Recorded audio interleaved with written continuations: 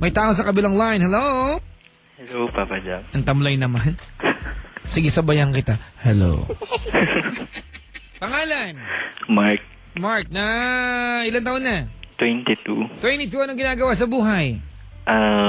Nag-iintay ng pasukan kasi mag-aaral ako next year.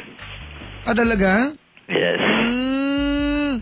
So, ngayon, stop ka. Opo. 22 ka na, no? Opo. Ba't mo parang nahuli ka ng bahagya? Bakit? Lagi po kasi ako nag-stop kasi medyo pasaway. Maganda yan. Wala kang tatapusin yan. Ang matatapos mo, campus tour, ha? Kakalipat na eskwelahan. Diba? Anong unang course na kinuha mo? Computer technician po. Pangalawang course? Nursing. Pangatlong course? Ngayon pa lang po, HRM. Wow!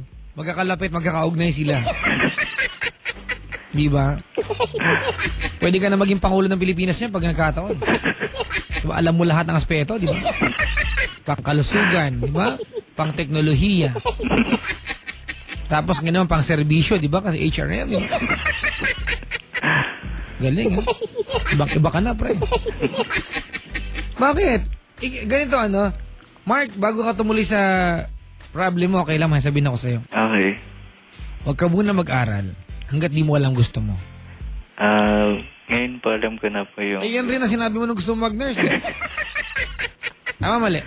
Ngayon sila po kasi may gusto nun. Sige, bahala ka. Buhay mo yan, kapatid, ha? Ikaw naman mahirapan, di naman ibang tao. Concern lang naman, pre. Salamat. Anyway, ba't ka natawag sa atin? Lagi po akong dumadahil eh. Ngayon lang ako lagi kang dumadayal? Ikaw pala yung iniiwasan ko. Huwag naman ganun, Papa. Joke lang. Sige, kwento. Ayun. Una sabihin ko, Papa Jack, kasi bisexual po ako. Ikaw ay isang basya? Bisexual. Basya? Bakla pala siya. Hindi naman, Papa Jack. Hindi. Pag bisexual, ang tawag ko dyan, amphibian. Diba? Panlupa, pandagat. Ano yung bakla? Ha? Bakla? Starfish. Kalahin ng mga halamang dagat. Diba? So, ikaw, amphibian ka. Kumbaga sa sasakyan, isa kang hovercraft. Pwedeng pambuhangin, pang-snow, pandagat.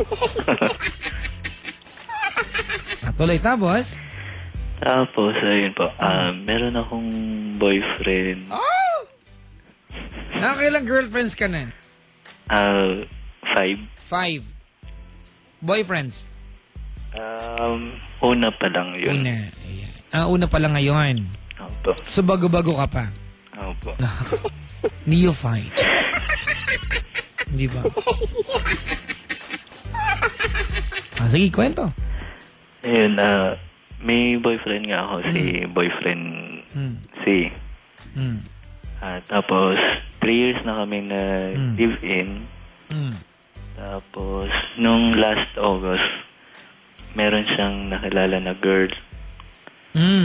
Iniwan ka niya? Opo. Ayan. Good for him. Kaysa naman hindi ka iwanan, di ba? Kaysa naman dalawa ka pinagsabay.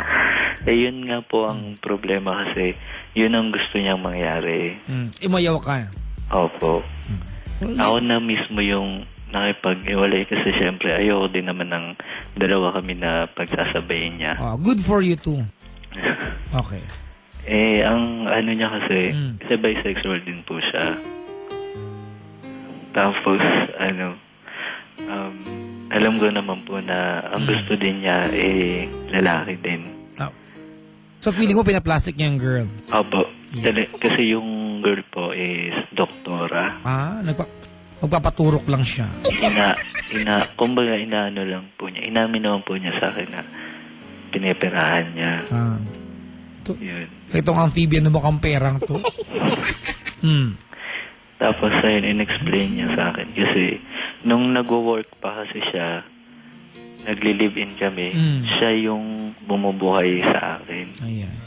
Kasi kinuha niya ako sa probinsya, dinala niya ako dito sa Manila. Anong probinsya mo?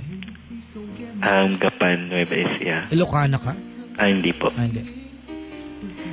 Tapos, ayun. So, nung 3 years na kami, nag-ano siya, nung nakilala niya yung girl, wala na siyang trabaho nun. Tapos, ayun, yung girl kasi, ano siya parang may edad na siya. Ilang taon na ba yung Marsyang ito? Ano po siya, 25. Yung girl? 29. Sobra ka naman, edad pag 29? Hindi naman po, kumbaga. Wag ganun, 28 ako eh. May edad na ako? Hindi pa naman po. Silon Jing, oh. Kakadar. Sorry. 29 may edad?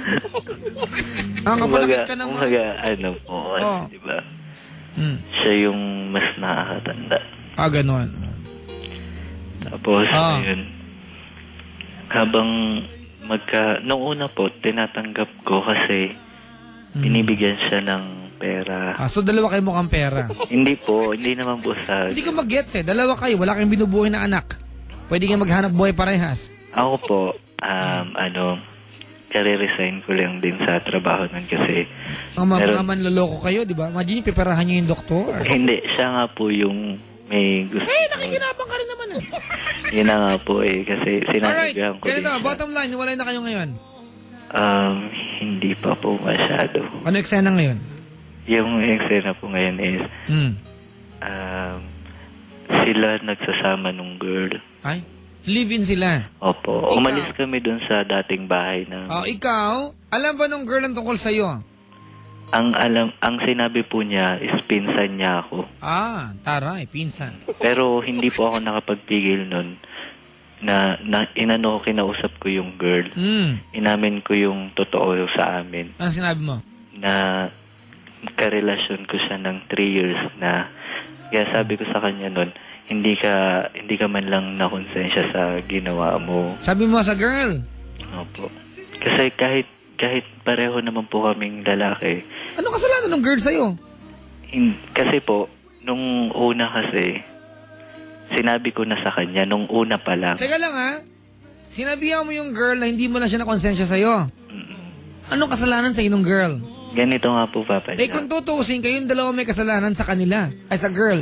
Kasi hindi yung girl pinirahan ninyo. Hindi, nung hindi pa po nangyayari yun.